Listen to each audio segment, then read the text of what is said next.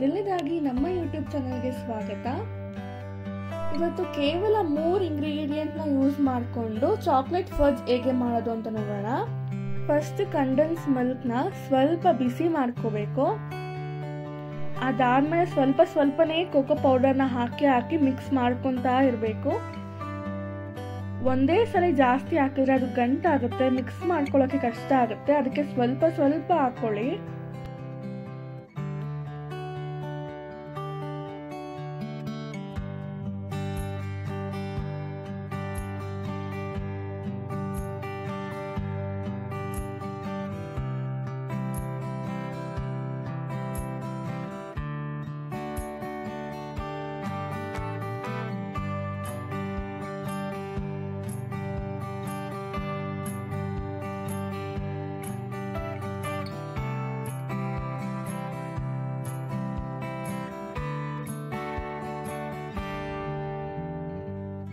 ಈಗ ಮತ್ತೆ ಕಟ್ ಮಾಡಿದ ಬಾದಾಮ್ ಹಾಕಿ ಮತ್ತೆ ಚೆನ್ನಾಗಿ ಮಿಕ್ಸ್ ಮಾಡ್ಕೊಳ್ಳಿ.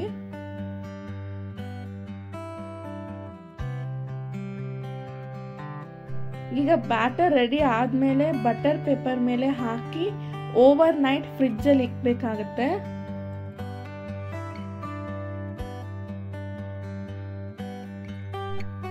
ಮತ್ತೆ ನೆಕ್ಸ್ಟ್ ಡೇ ಬೆಳಗ್ಗೆ ತೆಗ್ದು ಕೋಕೋ ಪೌಡರ್ನ ಮತ್ತೆ ಒರೆಸಿ ಚಿಕ್ಕ ಪೀಸಸ್ ಆಗಿ ಕಟ್ ಮಾಡಿದ್ರೆ ಚಾಕ್ಲೇಟ್ ಫಜ್ ರೆಡಿ ಆಗೋಗುತ್ತೆ.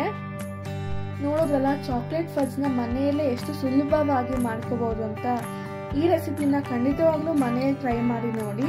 ಈ ವಿಡಿಯೋ ಇಷ್ಟವಾದರೆ ಲೈಕ್, ಶೇರ್, ಕಮೆಂಟ್ ಹಾಗೂ ಸಬ್ಸ್ಕ್ರೈಬ್ ಮಾಡಿ. ಧನ್ಯವಾದಗಳು.